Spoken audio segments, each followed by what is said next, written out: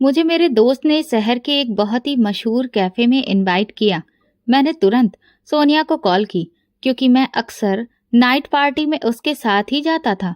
मैंने उससे कहा, पहले क्यों ना लॉन्ग ड्राइव पर चलें, लेकिन उसने सुनते ही साफ इनकार कर दिया। मैं बहुत हैरान हुआ क्योंकि सोनिया को लॉन्ग ड्राइव बहुत पसंद है। ऐसे में उसका इनकार मुझे बिल्कुल भी समझ नहीं आया। तो मैं हैरानी से बोला, सब ठीक तो है? आज सोनिया मैडम इनकार कर रही हैं। मैंने शरारती लहजे में कहा। मेरी बात पर वो उखड़ कर बोली, मेरी तबीयत कुछ ठीक नहीं है, मैं बस सोना चाहती हूँ। उसकी बात सुनकर मैंने तुरंत कहा, ठीक है, फिर मैं भी नहीं जाता। लेकिन मेरी बात का उसने कोई जवाब नहीं दिया और बिना बाय कहे उसने फ़ोन बंद कर दिया। तो मुझे थोड़ी सी चिंता हुई कि कहीं उसकी तबीयत ज़्यादा खराब ना हो गई हो। दिल किया कि उसके घर चला जाऊं और हाल चाल ले लूं, लेकिन फिर पार्टी में लेट हो जाता, इसलिए इरादा बदल दिया। मैंने सोचा कि पार्टी से जल्दी निकलकर सोनिया के घर चला जाऊंगा। ये ख्याल मुझे बिल्कुल ठीक लगा और मैं अपनी तैयारी करने लगा। पार्टी शहर के बहुत ही अच्छे कैफे में रखी गई थी। जब मैं अपनी धुन में गाड़ी की चाबी उंगली में घुमाते हुए कैफे के अंदर दाखिल हुआ तो रंग बिरंगी लाइटों के सैलाब में हल्की हल्की हंसी मजाक और खूबसूरत म्यूजिक ने मेरा मूड बहुत अच्छा कर दिया। पार्टी के माहौल में हर तरफ खुशबू फैली थी। म्यूजिक की रोमांटिक धुनें हवा में लहरा रही थीं और लोग बेफिक्र होकर एक दूसरे की कंपनी एंजॉय कर रहे थे। नाइट पार्टी मेरी जान थी। यही वजह थी कि मैं यहाँ आकर एकदम फ्रेश हो जाता था। मैं मुस्कुराते हुए बार काउंटर की तरफ जा ही रहा था कि अचानक मेरी नजर कोने में खड़ी हुई सोनिया पर पड़ी। मैं चौंक गया। एक पल को लगा कि शायद ये मेरी गलत फहमी है। भला सोनिया इस पार्टी में कैसे आ सकती है? वो तो बीमार थी। उसने तो मुझसे ठीक से बात भी नहीं की थी और सोने जाने का कहकर फोन बंद कर दिया था। वो यहाँ क्या कर रही है? मैं सोचते हुए अपने बालों में उंगलियां फेरने लगा और दोबारा उसकी तरफ देखा जहां वो खड़ी थी। वहां अब मुझे सोनिया के साथ समीर भी खड़ा दिखाई दिया। मेरे दिल की धड़कन तेज हो गई। वो समीर के साथ इतनी बेझिझक होकर बात कर रही थी कि मैं हैरान रह गया। इतनी खुश तो वो कभी मेरे साथ भी नजर नहीं आई थी जितनी समीर के साथ नजर आ रही थी। बात बात पर जोर जोर से हंस रही थी और ठहाका लगा रही थी। उन्हें इस तरह साथ देखकर मुझे बहुत तेज गुस्सा आने लगा। कुछ सेकंड पहले जो पार्टी की रंगीनियां मुझे अच्छी लग रही थीं, अब वे सब मेरी आंखों के सामने धुंधली पड़ गई थीं और ये सब सिर्फ सोनिया की वजह से हुआ था। मेरा मूड एकदम से ऑफ हो गया। मुझे समझ में नहीं आ रहा था कि अगर सोनिया को मेरे साथ दिक्कत थी और वो मेरे साथ नहीं जाना चाह रही थी तो साफ साफ बता देती। इस तरह मुझसे झूठ बोलने की क्या जरूरत थी? वो अच्छी तरह से जानती थी कि मुझे सबसे ज्यादा नफरत झूठ से है। मैंने हमेशा सोनिया को ये बात समझाई थी कि सच बोलकर चाहे जितना मेरा नुकसान कर देना, मगर मुझसे कभी झूठ मत बोलना। लेकिन इसके बावजूद उसने मेरा भरोसा तोड़ा था। मैं इस बात से बहुत बेचैन था कि इतनी सी बात पर उसने मुझसे झूठ क्यों बोला। ये सवाल बार बार मेरे दिमाग में गूंजने लगा। मैं जानता था कि मेरा गुस्सा बहुत बुरा असर दिखाता है, इसलिए मैंने खुद को संभालने की कोशिश की और धीरे धीरे कदम बढ़ाता हुआ सोनिया के पास जा पहुंचा। मैं खामोशी से उसके पीछे जाकर खड़ा हो गया, लेकिन इतनी कोशिशों के बावजूद मैं अपने गुस्से को कंट्रोल नहीं कर पा रहा था। अचानक सोनिया ने नाक सिकोड़ते हुए समीर से कहा, ये खास खुशबू तो अरहान इस्तेमाल करता है। और फिर वो इधर उधर देखने लगी। जैसे ही वो पलटी तो मुझे देखकर थोड़ा सा परेशान हो गई। उसकी आंखों में हैरानी और परेशानी साफ दिख रही थी, लेकिन फिर जल्दी ही उसने चेहरे के एक्सप्रेशन बदल लिए और खुद को रिलैक्स दिखाने की कोशिश की। तुम? सोनिया ने हैरानी से पूछा। मैंने कंधे उचकाते हुए कहा, क्यों? मुझे यहाँ आने से किसी ने मना किया है क्या? लेकिन तुम तो कह रहे थे कि लॉन्ग ड्राइव पर चलना है। हाँ, वो मैंने तुम्हारे साथ प्लान किया था, लेकिन तुम्हारी तो तबीयत खराब थी और तुम्हें जल्दी सोना था, इसीलिए मैंने प्लान कैंसिल कर दिया और यहाँ आ गया। वो मेरी बात सुनकर नजरें चुराने लगी। तुम तो बता रही थी कि तुम्हारी तबीयत बहुत खराब है, तुम्हें तो इस वक्त अपने बिस्तर पर होना चाहिए था, मगर तुम तो समीर के साथ यहाँ पर गुलछर्रे उड़ा रही हो। गुलछर्रे उड़ाने के लिए तुम्हारी तबीयत बिल्कुल ठीक हो गई थी, है ना? मैंने अपने शब्दों को चबाते हुए कहा। उसके चेहरे का रंग उड़ गया और वो एकदम गुस्से में आ गई। तुम किस तरीके से मुझसे बात कर रहे हो? What nonsense. अरे वाह, अब तो अजब जमाना आ गया है, उल्टा चोर कोतवाल को डांटे। मैं उसके गुस्से भरे लहजे से बिखर गया। इतने में समीर हमारे बीच आ गया और बोला, क्या हो गया है गाइस, तुम दोनों आराम से भी तो बात कर सकते हो। मगर मैं गुस्से से उसकी तरफ पलटा और उसकी आंखों में आंखें डालकर बहुत तैश में बोला, बेहतर होगा कि तुम हमारे बीच से निकल जाओ, वरना वरना क्या मतलब है? तू मुझे धमकी दे रहा है? वो आंखें निकालते हुए बोला। मैंने भी उसी अंदाज में जवाब दिया, हाँ, यही समझ लो। इससे पहले कि समीर और कोई गलत बात करता या फिर हम एक दूसरे का गिरेबान पकड़ लेते, सोनिया ने मुझे पीछे करते हुए गुस्से में कहा, अरहान, अपनी लिमिट क्रॉस मत करो। मैं हैरान रह गया। वो मुझे समीर के सामने तमीज सिखा रही थी। मैं उसकी इस बात पर भी उखड़ गया। कौन सी लिमिट क्रॉस कर दी है मैंने? कुछ साफ साफ बताना पसंद करोगी? इसे लिमिट क्रॉस करना नहीं कहते तो फिर क्या कहते हैं? जिस बदतमीजी से तुमने मुझसे कहा कि मैं समीर के साथ गुलछर्रे उड़ाने आई हूँ, तुम्हें यह कहने का अधिकार किसने दिया है? मेरे और तुम्हारे बीच सिर्फ दोस्ती है, हमारी कोई शादी नहीं हो गई है कि तुम मेरे पति हो और मुझ पर इस तरह का अधिकार जताओ। और ना ही मैं तुम्हारी कोई प्रॉपर्टी हूँ कि तुम्हारी मर्जी के बिना कहीं जा नहीं सकती। मेरा दिल करेगा तो मैं किसी से भी बात करूंगी, पार्टी में जाऊंगी, हर जगह। तुम्हारा छल्ला बनने का मुझे कोई शौक नहीं है। आइंदा जब मुझसे बात करो तो सोच समझकर किया करो कि किससे बात कर रहे हो। सोनिया की ये बात सुनकर मैं संजीदा अंदाज में हंसते हुए बोला, तुम्हें तो बहुत बड़ी बड़ी बातें करनी आती हैं। मेरे ख्याल में अगली बार कॉलेज की डिबेट में जरूर हिस्सा लेना चाहिए। लेकिन मेरी बात का जवाब देने की बजाय सोनिया चुपचाप दूसरी ओर देखने लगी। इतने में समीर ने सोनिया से कहा, क्यों ना हम रूफ पर चलें, वहां अच्छी हवा चल रही है। लेकिन सोनिया ने तुरंत मना कर दिया, नहीं, मैं यहीं ठीक हूँ। समीर कंधे उचकाकर वहां से चला गया। न जाने क्यों सोनिया का उसका इनकार करना मुझे बहुत अच्छा लगा। मेरे दिल में जो उसके लिए गुस्सा था वो अचानक खत्म हो गया। मैं उसे फिर मनाने की कोशिश करने लगा, लेकिन वो मुंह फुलाए नाराज खड़ी रही। मैंने उसे समझाते हुए कहा, मैं भी तुम्हें अपनी दोस्त की तरह ही समझता हूँ, इसीलिए तुम्हारी फिक्र करता हूँ। तुम जानती हो कि मेरे दिल में तुम्हारे लिए क्या क्या एहसास और जज्बात हैं। फिर भी तुम मुझे परेशान करती हो। अगर तुम्हें पार्टी में आना ही था तो मुझसे झूठ बोलकर, धोखा देकर आने की क्या जरूरत थी? सोनिया की आंखों में शोले भड़क उठे। क्या फिजूल बातें कर रहे हो अरहान? मैं तुम्हें क्यों धोखा दूंगी? मेरा बस मूड बन गया तो चली आई। मैंने एक पल रुक कर कहा, तो फिर तुम मुझे भी साथ चलने के लिए कह सकती थी, लेकिन तुम तो समीर के साथ आई थी। ये बात मुझे अच्छी नहीं लगी। क्यों? इसमें क्या बुरा लगने वाली बात है? वो और ज्यादा गंभीर होते हुए बोली, ये मेरी जिंदगी है, इसे जैसे चाहूं जीऊंगी। न जाने क्यों उसकी आंखों में एक अजीब सी बगावत नजर आई और मैं चुप हो गया, क्योंकि मैं उसे खोना नहीं चाहता था। लेकिन ये भी सच था कि मैं उसे किसी और के साथ नहीं देख सकता था। सोनिया ने गहरी सांस ली और बोली, देखो अरहान, एक बात गांठ बांध लो, आइंदा जब मुझसे कोई बात करना तो सोच समझ कर करना।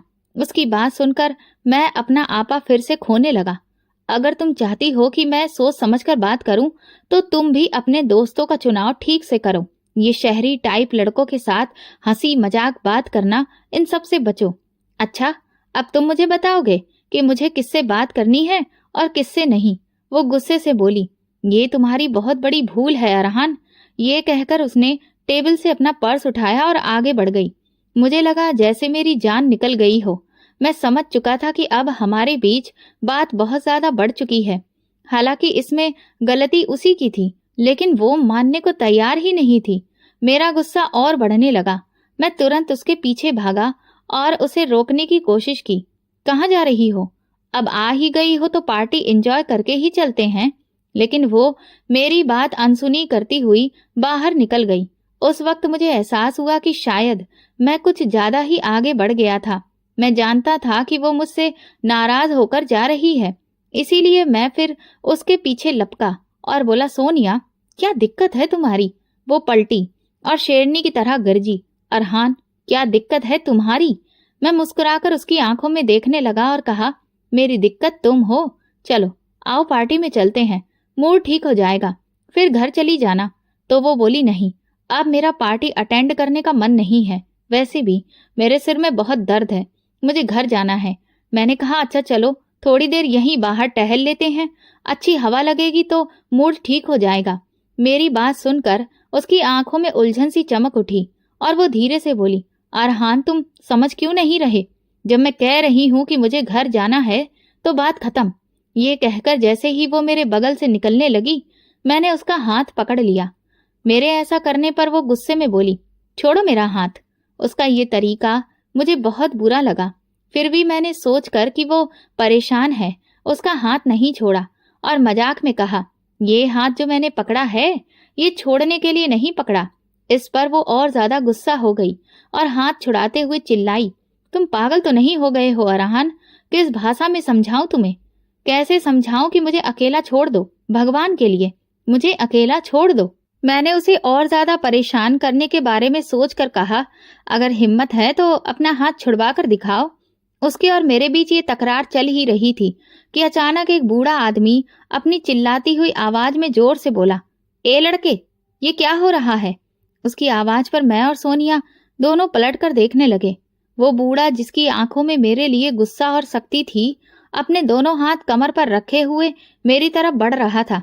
तूने बच्ची का हाथ क्यों पकड़ रखा है? लगता है तुम्हारे घर वालों ने तुम्हारी परवरिश ठीक से नहीं की है। शर्म आनी चाहिए तुम्हें। शरेआम दूसरों की बहू बेटियों का हाथ पकड़ते हो। तुम लोगों की आंखों में शर्म भी मर चुकी है। कितने बेशर्म हो तुम, उसने गुस्से से कहा। मेरे साथ साथ सोनिया भी हैरान होकर उस बूढ़े की तरफ देखने लगी। सोनिया का हाथ अभी भी मेरे हाथ में ही था। इतनी ही देर में वो बूढ़ा हमारे पास पहुंच गया और आते ही उसने मुझ पर हुक्म चलाया, इस बच्ची का हाथ छोड़ दो। मैं कुछ बोलने ही वाला था, लेकिन उसने मेरे जवाब का इंतजार किए बिना ही अचानक मेरे गिरेबान को पकड़ लिया और मुझे जोरदार थप्पड़ जड़ दिया। सोनिया का हाथ मेरे हाथ से छूट गया और मेरा दूसरा हाथ अपने गाल पर चला गया। मैं इस कमजोर बूढ़े मरियल आदमी से इस तरह के जवाब की कोई उम्मीद नहीं रख रहा था कि वो यूं मुझ पर हाथ उठा देगा। मेरी हैरानी कम गुस्से में बदलने लगी, ये मुझे खुद भी पता नहीं चला। वो बूढ़ा सोनिया से मुखातिब होते हुए बोला, बेटी आप चली जाइए, जहां भी आपको जाना हो, और कोशिश कीजिए कि ऐसी जगह पर ना आया करें, और अगर आना भी हो तो साथ में अपने किसी घरवाले या फिर सहेली को लेकर आएं। इनके जैसे लुच्चे लफंगे किसी भी अकेली लड़की को देखकर अपने आपे से बाहर हो जाते हैं, और लड़कियों की इज्जत बहुत नाजुक होती है, तो अपना ख्याल आपको खुद ही रखना चाहिए। सोनिया का चेहरा गुस्से और शर्मिंदगी से लाल हो रहा था। वो कुछ कदम पीछे हटी और फिर मुझे नजरअंदाज करते हुए पार्किंग एरिया की तरफ बढ़ गई, जबकि वो बूढ़ा वहीं खड़ा था। लेकिन मैं तो जैसे पत्थर की तरह अपनी जगह पर खड़ा का खड़ा रह गया। उस हादसे ने मेरे दिमाग को बिल्कुल सुन्न कर दिया था। बूढ़े के थप्पड़ ने मेरे दिल में उतरकर बदले की चिंगारी भड़का दी थी। वो बूढ़ा वहां से जाने लगा तो मैंने गुस्से से कहा, तुम्हें ये थप्पड़ बहुत महंगा पड़ेगा। तो उस आदमी ने मेरी तरफ देखा और फिर धीरे से मुझसे कहा, मैं तुमसे नहीं डरता। यकीनन तुम किसी बहुत ही अमीर बाप के बेटे हो, लेकिन मेरा भगवान तुमसे बड़ा है, और ये मेरे ईमान की ही पहचान है कि एक बुराई जो सरेआम हो रही है उसे मैं किसी भी तरह से रोक सकूं। ये कहकर वो तो चला गया, लेकिन अब मेरे अंदर गुरूर और गैरत को संतुष्ट करने का एक ही तरीका था कि उसका जवाब दिया जाए। मैं अपनी गाड़ी में बैठा और तेज रफ्तार से वहां से निकल आया। सड़क पर गाड़ी चलाते हुए मेरे मन में बस यही सवाल घूम रहा था, आखिर वो बुढ़ा कौन था? उसे ये हक किसने दिया कि वो मुझे रोककर मेरी जिंदगी में दखल अंदाजी करे? मैं इस बात को किसी भी हालत में बर्दाश्त नहीं कर सकता था कि कोई अजनबी मेरी इज्जत के साथ खेलकर चला जाए। मैं बेमकसद गाड़ी सड़कों पर घुमाता रहा और फिर जब बहुत थक गया तो घर का रास्ता पकड़ लिया। लेकिन मैं जानता था कि इस वक्त हमारे घर में कोई भी नहीं होगा, जबकि मुझे एक ऐसे साथी की जरूरत थी जिससे मैं अपना दुख बांट सकता। फिर भी एक झूठी सी उम्मीद पर मैंने घर के सारे कमरों में झांका। हर तरफ सन्नाटा पसरा था। मेरे दिमाग में पहले सन्नाटे की तरह मेरे मन में उन तमाम लम्हों की तस्वीरें चलने लगी जब मैं छोटा था और स्कूल में पहली बार एक बड़ा इनाम जीता था। तब भी मेरे मम्मी पापा वहां नहीं थे। तब भी मैंने अकेले ही वो खुशी का जश्न मनाया था। ऐसे लम्हे मेरी जिंदगी में बहुत थे, मगर आज के हादसे ने उन सबका दर्द फिर से ताजा कर दिया था। मेरे माँ बाप रात के इस शोर में भी घर पर नहीं थे। ये कोई नई बात नहीं थी। ऐसा अक्सर होता था कि वो अपने कामों में इतने व्यस्त हो जाते थे कि उन्हें अपने ही बेटे की हालत का कोई एहसास नहीं होता था। मेरी माँ एक मशहूर सामाजिक कार्यकर्ता थी। उनके दिन का ज्यादातर हिस्सा जरूरतमंद लोगों की मुश्किलों को हल करने और उनके लिए सुविधाएं मुहैया कराने में गुजरता था। अक्सर उन्होंने मुझे बताया था कि उनकी जिंदगी का मकसद दूसरों की मदद करना है। ये बात सुनकर मुझे कभी कभी गर्व भी होता था, लेकिन अक्सर मेरे दिल में एक छोटा सा दर्द भी पैदा होता था कि उनके पास मेरे लिए वक्त ही नहीं है। मेरे पापा भी कुछ कम नहीं थे। वो एक एनजीओ चलाते थे और उनका मानना था कि इस दुनिया में बदलाव लाने के लिए जरूरी है कि हम अपनी बनाई हुई सीमाओं से बाहर निकलें और जरूरतमंद लोगों के लिए कुछ करें। मगर वो बातें अक्सर सिर्फ बातें ही रह जाती। जब उनकी मौजूदगी और मोहब्बत की सबसे ज्यादा जरूरत मुझे होती थी, तब वे कहीं भी नहीं होते थे। उन दोनों की अपनी अपनी दुनिया थी और दोनों ही अपनी इस दुनिया में खुश थे, और इस बात से कोई फर्क नहीं पड़ता था कि घर में उनकी एक औलाद इमोशनल तौर पर टूट रही है और उसे किसी सहारे की जरूरत है। मैं उस वक्त बहुत ज्यादा इमोशनल सपोर्ट चाहता था। मैं सोनिया से बहुत प्यार करता था, लेकिन कुछ समय से मैंने ये बात नोट की थी कि सोनिया मुझसे पीछा छुड़ाने की कोशिश कर रही थी। वो मेरी मोहब्बत का जवाब मोहब्बत से नहीं देती जैसे पहले दिया करती थी, और मुझे यही समझ नहीं आ रहा था कि वो ऐसा क्यों कर रही है। अगर अभी इस वक्त मेरे माँ बाप मेरे लिए अवेलेबल होते तो मैं उनसे सलाह लेता कि मुझे इस मोड़ पर क्या करना चाहिए। एक ऐसी लड़की जिसे मैं दिलो जान से चाहता हूँ, जिसके बिना रहने के बारे में मैं सपने में भी नहीं सोच सकता, वो अब मेरे अलावा किसी और से बात करने में ज्यादा ध्यान दे रही है, और यही बात मेरे लिए बर्दाश्त करना मुश्किल हो रहा था। और आज तो दो दो बातें मेरे लिए बर्दाश्त से बाहर हो गई थीं। एक सोनिया का व्यवहार जो मेरी समझ से ऊपर जा रहा था, और दूसरा वो बुढ़ा जिसने मेरे मुंह पर थप्पड़ मारा, ये जाने बिना कि मैं कौन हूं या सोनिया के साथ मेरा कितना करीबी रिश्ता है। उस आदमी का थप्पड़ याद आते ही मेरा हाथ अपने आप ही मेरे गाल पर चला गया, लेकिन मुझे अचानक एक पल को ख्याल आया कि वो आदमी तो एक अजनबी था। उसे मेरे और सोनिया की नजदीकियों के बारे में कुछ भी नहीं पता था। उसे नहीं पता था कि हम कितने अच्छे दोस्त हैं, और मैं मजाक मजाक में ही उसका हाथ पकड़ के रखा था। लेकिन सोनिया, वो तो ये बात बहुत अच्छे से जानती थी ना, तो उसने उस बूढ़े आदमी से कुछ भी क्यों नहीं कहा? उसने उस आदमी को ये बताने की कोशिश क्यों नहीं की कि ये मेरा दोस्त है? अगर उसने मेरा हाथ पकड़ भी लिया है तो तुम्हें क्या तकलीफ है? लेकिन वो चुपचाप उस आदमी की तरफ देखती रही जैसे उसकी एहसानमंद हो। इस ख्याल के आते ही मेरा दिमाग घूमने लगा। मेरी बेचैनी अब पहले से और भी ज्यादा बढ़ गई। मुझे रह रहकर उस आदमी पर गुस्सा आने लगा, बल्कि सच कहूं तो सोनिया का गुस्सा भी मुझे उस बूढ़े पर निकालने का दिल चाह रहा था। नफरत और बदले की आग मेरे अंदर जलने लगी। आज का दिन मेरे लिए बहुत भारी था। बूढ़े के थप्पड़ और सोनिया की बेरुखी ने मेरे दिल में एक गहरी चोट लगा दी थी। मैं इस बारे में बात करना चाहता था, लेकिन किससे बात करता? यहाँ तो मैं अकेला था। मैं सोफे के कोने में बैठकर सोचने लगा। मेरी आंखों में आंसू आ गए, लेकिन फिर बदले की आग मेरे अंदर रोशन हो गई। मैं अपने दिल की बेचैनी को कम करने के लिए कमरे में टहलने लगा। रात का न जाने कौन सा पहर था जब मेरे माँ बाप घर वापस आए। मैं तुरंत अपने कमरे से बाहर निकला और तेजी से उनकी तरफ बढ़ा। वे मुझे देखकर हैरान होकर बोले कि मैं अब तक क्यों जाग रहा हूँ और सोया क्यों नहीं। मैंने हिम्मत जुटाकर अपनी माँ से कहा, माँ, मुझे आपसे कुछ बात करनी है। माँ ने मेरी बात सुनकर मुझे थकी थकी नजरों से देखा। बेटा, अभी नहीं, मैं बहुत थकी हुई हूँ, कल बात करेंगे। और ये कहकर वो अपने कमरे में चली गईं। मेरे पापा भी मेरी तरफ देखकर थके हुए लहजे में बोले, बेटा, कोई जरूरी बात है तो कल कर लेना, आज हम बहुत थके हुए हैं। और वे भी अपने कमरे में चले गए। मेरे दिल में दुख और गुस्से की लहरें दौड़ने लगी। मैंने सोचा कि शायद मेरे माँ बाप को इस बात से कोई फर्क ही नहीं पड़ता कि मैं कितना परेशान हूँ। शायद मैं उनकी जिंदगी में एक ऐसी चीज हूँ जिसकी जरूरत उन्हें कभी महसूस ही नहीं होती। लिहाजा मैंने खुद को तसल्ली देते हुए कहा कि अब मुझे खुद ही बड़ा हो जाना चाहिए। मैं कब तक उनके ऊपर निर्भर रहूंगा? मुझे अपने मामले में किसी से सलाह मशवरे की जरूरत नहीं है, बल्कि जो चीज मुझे तकलीफ देती है उनसे छुटकारा हासिल करना मुझे खुद ही सीखना होगा।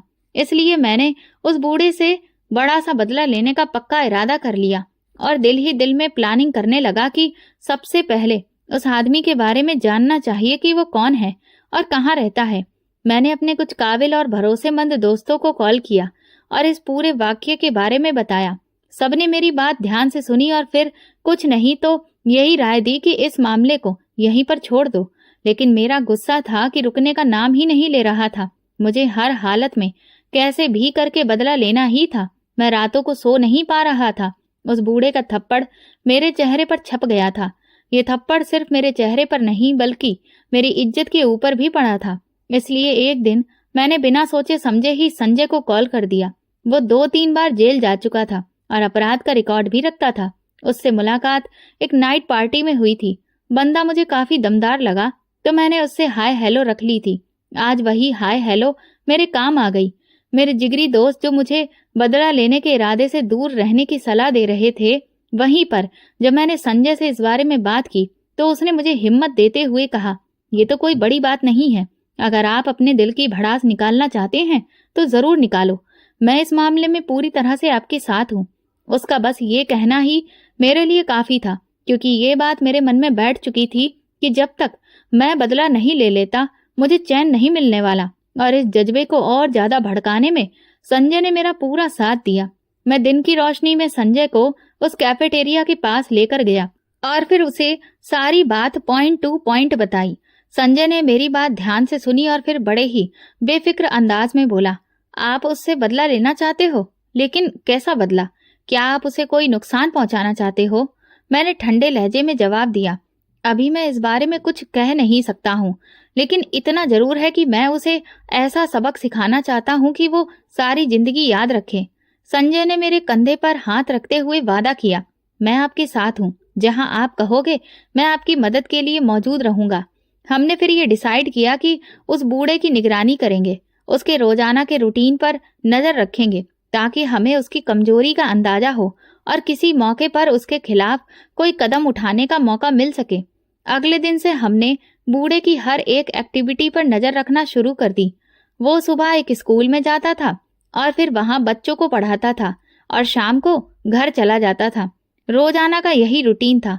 हम दोनों एक कैफेटेरिया में बैठकर उसे देखते और वक्त वक्त के साथ उसकी हर एक हरकत पर नजर रखते। शुरू शुरू में कुछ खास तो सामने नहीं आया, मगर फिर एक दिन हमें एक ऐसा मौका मिला जिसने हमारे इरादों को एक नया मोड़ दे दिया। एक दिन जब हम कैफेटेरिया में बैठे थे तो वो टीचर विनोद अपने स्कूल से बाहर निकला और उसके साथ में एक लड़की भी थी जिसने अपने चेहरे को दुपट्टे से कसकर बांध रखा था। उसके चेहरे से आंखों के सिवा कुछ भी नजर नहीं आ रहा था। वो दोनों स्कूल के सामने कुछ देर रुके। टीचर ने उसके सर पर प्यार से हाथ रखा और मुस्कुराते हुए कुछ बातें की। ये नजारा हमारे लिए हैरान कर देने वाला था। संजय ने मेरी तरफ देखा और कहने लगा, क्या ये इसकी कोई स्टूडेंट हो सकती है या शायद कोई करीबी रिश्तेदार? ये इसकी बेटी तो नहीं है कहीं? मैं संजय की बात सुनकर एकदम से चौंक गया और उसकी तरफ पलटकर देखा। संजय की बात मेरे दिमाग में जाकर अटक गई। मैंने दोबारा पलटकर लड़की की तरफ देखा। वो अब उसके पास से जा चुकी थी और बस स्टॉप की तरफ उसने रास्ता मोड़ लिया। टीचर की बेटी, मैंने धीरे से कहा। अगर ये लड़की टीचर की बेटी है तो फिर बदले का इरादा तो साफ हो गया ना। ये ख्याल आते ही मेरे चेहरे पर एक जहरीली मुस्कुराहट फैल गई और संजय भी मेरे इरादे को भांपते हुए मेरी तरफ मुस्कुराकर देखने लगा। अगले कुछ दिन हमने उस लड़की की सख्त निगरानी करना शुरू कर दी। हर सुबह उसे टीचर के साथ स्कूल से निकलते हुए और कुछ दूरी पर बस स्टॉप तक जाते हुए देखा। फिर अकेले बस में सवार होकर वो चली जाती। हमने वक्त नोट कर लिया था कि वो कब यहाँ से गुजरती है और कब हमें उसे अपने कब्जे में लेना है। उस टीचर विनोद के थप्पड़ ने मेरे अंदर एक ऐसी आग भड़का दी थी जिसे बुझाने का भी एक ही रास्ता था कि किसी तरह उसकी बेटी के साथ मुलाकात और जान पहचान बढ़ाई जाए और उसे फिर मोहब्बत के जाल में फंसाकर उसे ऐसा बदला लिया जाए कि वो टीचर दोबारा किसी के भी मुंह पर थप्पड़ मारने की हिम्मत भी ना करे। 1 हफ्ते की कड़ी निगरानी से मैं ये बात तो समझ गया था कि टीचर इस स्कूल के बगल में ही रहता है और उसका परिवार भी यहीं पर है और ये लड़की जिसे इसका गहरा रिश्ता है वो यकीनन इसकी बेटी ही होगी, क्योंकि ये लड़की जब सुबह निकलती थी तो शाम को वापस उस स्कूल में आती जाती रहती थी और वो भी उनके साथ ही रहती थी। इसके अलावा मैंने उन दोनों बाप बेटी को कहीं और भी आते जाते नहीं देखा। अब मुझे सिर्फ ये जानना था कि वो लड़की कहाँ जाती है, क्या करती है और उसका रूटीन क्या है। मैंने ये भी महसूस किया कि वो बहुत मासूम और खामोश स्वभाव की लड़की थी। शायद उसने कभी किसी गैर इंसान से बात भी नहीं की हो। यही तो वो बात थी जो मुझे उस लड़की की तरफ खींच रही थी। मैंने उसके मामले को जब अच्छी तरह से समझ लिया तो मेरी जान में कुछ बातें आईं, जिनमें से ये एक थी कि वो एक गर्ल्स स्कूल में टीचर है और रोज सुबह वहीं पर पढ़ाने के लिए जाती है और शाम से जरा पहले वो अकेली वापस आ जाती है। एक दिन जब मैंने उसे अपने स्कूल जाने के लिए निकलते देखा तो मैं भी उसके पीछे पीछे चलने लगा और उसे एक दो आवाज दी। उसने पलटकर देखा, मगर किसी भी बात का जवाब दिए बिना ही वो तेज तेज कदमों से चलती रही। उसके इस तरह से खामोश रहने और नजरअंदाज करने से मेरे अंदर गुस्सा और ज्यादा भड़क गया था। मैं सोचने लगा कि आखिर मैं कब तक इस तरह से इसके पीछे पीछे भागता रहूंगा। संजय ने भी एक दिन परेशान होकर मुझसे कहा कि इस मामले का कुछ और हल भी तो निकल सकता है, लेकिन इस पर मेरा दिल नहीं माना। लेकिन एक दिन जब अपने घर से निकली वो और अपने रोज के रास्ते पर जाने की जगह वो एक गली में मुड़ गई जिसका दूसरा सिरा बाजार की तरफ जाता था, तो मैं ये देखकर बहुत खुश हो गया कि आज वो बाजार जा रही है। यकीनन आज तो मुझे उससे बात करने का ज्यादा मौका मिल जाएगा। मैं भी धीरे धीरे उसका पीछा करने लगा। मेरे देखते ही देखते वो एक कॉस्मेटिक की दुकान के अंदर चली गई, तो मैं दुकान से बाहर ही लगकर खड़ा हो गया और उसके बाहर आने का इंतजार करने लगा। जब वो कुछ जरूरी चीज लेकर दुकान से बाहर निकली तो मैंने मौका देखकर उसके सामने जाकर कहा, हेलो, मैं आपसे कुछ बात करना चाहता हूँ। वो एकदम से सहम गई और नजर झुकाकर जल्दी से आगे बढ़ने लगी। मैंने कहा, देखिए, डरिए मत, मैं आपको कोई नुकसान नहीं पहुंचाना चाहता, बस आपसे दोस्ती करना चाहता हूँ। मेरी बातों का उस पर कोई भी असर नहीं हुआ। वो तुरंत वहां से तेज तेज चलने लगी। उसके चेहरे पर छाई हुई बेचैनी मुझे दुपट्टा लपेटने के बावजूद भी छुप नहीं पा रही थी। लेकिन मैंने हिम्मत नहीं हारी और फैसला किया कि एक ना एक दिन तो उसे मैं अपनी तरफ खींच के ही रहूंगा। अगले दिन वो जैसे ही बाहर निकली मैंने उसके पीछे चलना शुरू कर दिया और लगातार उससे बात करने की कोशिश करने लगा। देखिए, मुझे आपकी खामोशी बहुत पसंद आई है। ऐसी लड़कियां बहुत कम मिलती हैं, मैंने कहा, लेकिन उसने कोई जवाब नहीं दिया। उसका ये ठंडा रवैया मेरे लिए एक चैलेंज बन गया था। मैं हर रोज उसके रास्ते में आकर खड़ा हो जाता, यहाँ तक कि मैं उसके साथ बस स्टॉप पर भी जाकर खड़ा हो जाता, मगर वो मुझे लगातार इग्नोर करती। जाने क्यों मुझे सोनिया का ख्याल भी आता था। सोनिया भी तो मुझे ऐसे ही इग्नोर कर रही थी। सोनिया का ख्याल आते ही मेरे दिल में एक टीस सी उठती थी। लेकिन मैं अब इस रोज रोज के पीछा करने से बहुत थक चुका था। वो किसी भी हालत में कोई भी रिएक्शन देने को तैयार नहीं थी। मुझे वैसा लगने लगा जैसे मैं किसी दीवार के ऊपर अपना सिर मार रहा हूँ और अपना वक्त बर्बाद कर रहा हूँ। लेकिन हाँ, बस उसकी आंखों से पता चलता था कि वो अंदर ही अंदर से बेचैन है। जब मैंने देखा कि पीछा करने का कोई खास फायदा नहीं हो रहा और ना ही वो मेरी बात सुन रही है, तो एक दिन मौका को गवाए बिना मैंने उसका रास्ता रोक लिया और बड़े ही नरमी से उससे बात करते हुए कहा, मैंने जब से आपको देखा है मेरा दिल आप पर मर मिटा है। मैं जब तक आपको देख ना लूं मुझे चैन नहीं आता। मैं इतने दिनों से आपके पीछे पीछे आ रहा हूँ, लेकिन आपने मुझे कभी भी कोई वैल्यू नहीं दी। कभी तो मेरी किसी बात का जवाब दे दीजिए। मेरी बात सुनकर उसने पहली बार मेरी तरफ नजर उठाकर देखा तो उसकी आंखों में मुझे बहुत ज्यादा बेबसी नजर आई। मैं फिर से मासूम सूरत बनाकर उससे कहा, आप मुझसे दोस्ती करेंगी? भरोसा करिए, मैं आपको बहुत खुश रखूंगा।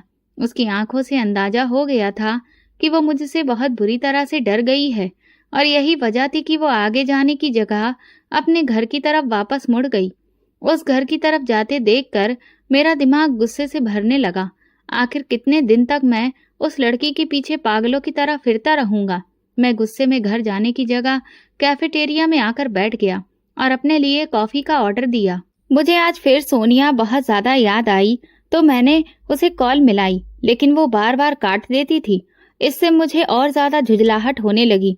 मैंने अपनी कॉफी खत्म की ही थी कि अचानक सोनिया समीर के साथ इस कैफे के अंदर दाखिल होती हुई दिखाई दी। गुस्से से मेरी कनपटी जलने लगी। मैं जिस टेबल पर बैठा था वो कैफे के पिलर की आड़ में थी, इसीलिए कैफेटेरिया में दाखिल होते हुए मुझ पर डायरेक्ट उसकी नजर नहीं पड़ सकती थी। लेकिन मैं दरवाजे से आने वाले हर इंसान को बहुत आसानी से देख सकता था। थोड़ी देर बाद मैंने फिर कॉल की तो उसने कॉल उठा ली। मैंने उससे पूछा कि वो कहाँ है, तो वो कहने लगी कि मैं इस वक्त घर पर हूँ। मेरे घर में कुछ मेहमान आए हुए हैं और उनके साथ मैं बहुत बिजी हूँ। जबकि वो ठीक मेरे सामने ही समीर के साथ बैठकर आराम से कॉफी पी रही थी। उसका झूठ दूसरी बार मैंने पकड़ा था। भगवान जाने इससे पहले वो मुझसे कितनी ही बार झूठ बोल चुकी थी। ये ख्याल आते ही मेरा दिल उसकी तरफ से बहुत ज्यादा खट्टा हो गया और मैं अपनी जगह से उठा और सीधा उसकी टेबल पर चला गया। कुर्सी घसीटकर ठीक उसके पास जा बैठा। वो मुझे देखकर परेशान हो गई, जबकि समीर के चेहरे पर एक अजीब सी हैरानी उभर आई। मैंने वेटर को बुलवाया और कहा, आज की कॉफी मेरी तरफ से। मैं जानता था कि सोनिया को कौन सी कॉफी पसंद है, इसलिए मैंने उसका ऑर्डर दिया और खामोशी से उठकर खड़ा हो गया, क्योंकि आज मैंने सोनिया को अपनी मोहब्बत से आजाद कर दिया था। मैं अपनी मोहब्बत को आए दिन एक नए चेहरे के साथ नहीं देख सकता था। इससे पहले भी वो कई लड़कों के साथ घूमती फिरती थी। मुझे लगा कि शायद मेरी मोहब्बत उसे बदल देगी और वो मेरी हो जाएगी, लेकिन ऐसा नहीं हो सका। इसलिए बजाय उसे बुरा भला कहने के या फिर दोबारा तमाशा करने से मुझे ये बेहतर लगा कि मैं खुद ही उसकी जिंदगी से निकल जाऊं। इसलिए मैंने उसे गुड लक कहा और तेज कदमों से अपनी गाड़ी में आकर बैठ गया। ये मोहब्बत भी कितनी बेकार चीज है, इंसान को किसी काबिल नहीं छोड़ती। मैंने दुख से सोचा, मैं मोहब्बत तो छोड़ सकता हूँ लेकिन बदला नहीं। स्कूल के सामने खड़े उस बूढ़े को देखकर मेरे अंदर फिर से आग सुलगने लगी, तो मैंने तुरंत संजय को कॉल मिलाया और उससे कहा, मैं जिस इरादे पर काम कर रहा था अब वो मुझे कामयाब होता हुआ दिखाई नहीं दे रहा है। लिहाजा अब मैं एक और प्लान पर काम करना चाहता हूँ। क्या तू इस सिलसिले में मेरी मदद करेगा? तो संजय ने हाँ बोल दिया, क्योंकि अब मुझे इतना समझ आ गया था कि ये लड़की उसी आदमी की बेटी ही थी जो मेरे मोहब्बत के जाल में तो फंस नहीं रही थी, बल्कि उल्टा अब तो ऐसा हो रहा था कि बस स्टॉप तक उसके साथ उसका कोई ना कोई भाई या फिर वो बूढ़ा खुद जाता था, और वापसी पर भी जब वो बस स्टॉप पर उतरती तो उनके घर का कोई ना कोई उसे लेने के लिए आया होता था। यकीनन उसने अपने घर में कोई ना कोई ऐसी बात जरूर की थी जिसकी वजह से अब कोई ना कोई उसके साथ आने जाने लगा था। मैं भी उसका पीछा करते करते थक गया था, क्योंकि सोनिया की मोहब्बत में भी मैं इसी तरह से दौड़ता रहा था। इसलिए मैंने संजय से कहा, अब मैं इस लड़की को अगवा करना चाहता हूँ, और ये कैसे करना है इसका प्लान तू बना, क्योंकि मेरा दिमाग अब काम नहीं कर रहा है। तो उसने मेरे कंधे पर हाथ रखकर कहा, आप बिल्कुल भी फिक्र ना करें, आप सब कुछ मुझ पर छोड़ दीजिए, बस इतना बता दीजिए कि उसे लेकर कहाँ पर आना है। तो मैंने उसे अपने फ्लैट की लोकेशन समझाई और कहा, किसी भी तरह से लड़की वहां पहुंच जानी चाहिए। उसने कहा, ठीक है, आपका काम हो जाएगा। अगले दिन वो जैसे ही स्कूल से निकली और बस स्टॉप की तरफ बढ़ने लगी, मैंने संजय को इशारा किया। हमने उसका पीछा किया और जैसे ही वो अकेली हुई, मैं पीछे से जाकर उसके मुंह पर हाथ रख दिया और संजय ने उसे मजबूती से पकड़कर गाड़ी की पिछली सीट पर फेंका। ये कुछ सेकंड की ही कार्रवाई थी, लेकिन उस बूढ़े की नजर में आ गई। वो तुरंत गाड़ी की तरफ लपका, लेकिन इस दौरान मैंने गाड़ी स्टार्ट कर दी और तेजी से आगे बढ़ा दी। हम दोनों ने मास्क पहने हुए थे, इसलिए उस आदमी का हमें पहचान पाना तो सवाल ही नहीं था। इसलिए हम उसकी तरफ से बेफिक्र थे। मैं उस लड़की को बेहोशी की हालत में फ्लैट के अंदर लेकर आया। संजय जा चुका था और अब फ्लैट में मैं और वो लड़की बिल्कुल अकेले थे।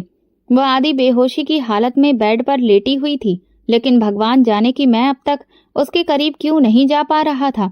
मैं उसके होश में आने का इंतजार करने लगा। थोड़ी देर गुजरी कि धीरे धीरे उसके शरीर में हरकत होने लगी, तो मैं अलर्ट हो गया। वो धीरे धीरे होश में आ रही थी। मैं तुरंत पानी लेने किचन में गया और जैसे ही कमरे में वापस आया तो मेरे कदम जैसे किसी ने जकड़ लिए। मैंने आज तक इतनी खूबसूरत लड़की कहीं नहीं देखी थी। उसके चेहरे से उसका दुपट्टा हट चुका था और वो बहुत तेज तेज सांस ले रही थी। उसकी हिरनी जैसी आंखों में डर था और वो अपने दाएं बाएं नजरें घुमाकर ये जानने की कोशिश कर रही थी कि वो कहाँ है। वो बार बार अपना सिर पकड़ लेती थी। यकीनन इस वक्त उसका सर घूम रहा था। मैं दरवाजे के पास खड़ा उसके खूबसूरत चेहरे के दीदार में इतना खो गया था कि मेरे खुद के होश काम करना ही छोड़ चुके थे। जैसे ही उसकी नजर मुझ पर पड़ी, वो एकदम से सिमट कर बैठ गई और रोने लगी।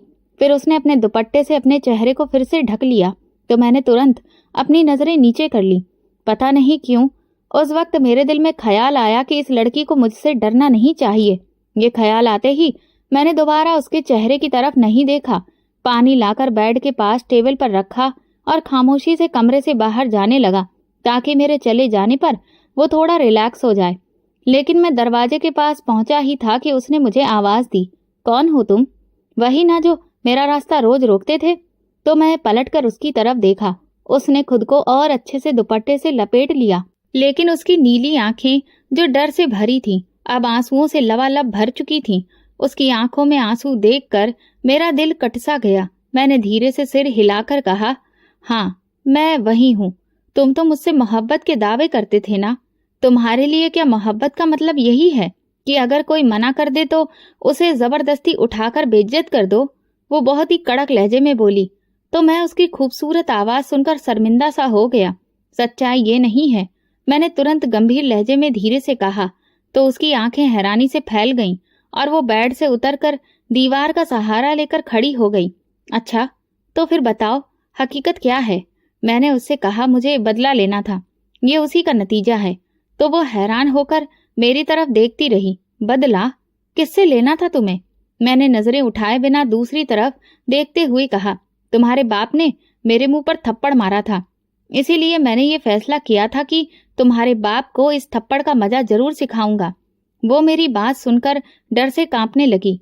फिर उसने कमरे से भागने की कोशिश की तो मैंने उसे पकड़ लिया और गुस्से से कहा, खबरदार जो इस कमरे से बाहर निकलने की कोशिश की, वरना मुझसे बुरा कोई नहीं होगा।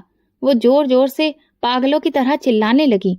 मुझे उस पर इतना गुस्सा आया कि मैंने अपना हाथ उसके मुंह पर थप्पड़ मारने के लिए उठाया ही था कि उसने अपने नाजुक हसीन हाथ मेरे आगे जोड़ दिए। मुझे जाने दो, मुझ पर तरस खाओ, मैं पहले ही बहुत दुखों की मारी हूँ। तुम जिसे मेरा पिता समझकर मुझसे बदला ले रहे हो, वो मेरे पिता नहीं हैं, बल्कि मेरे चाचा हैं। मेरे माँ बाप तो एक हादसे में इस दुनिया को छोड़कर चले गए थे। मैं एक अनाथ लड़की हूँ।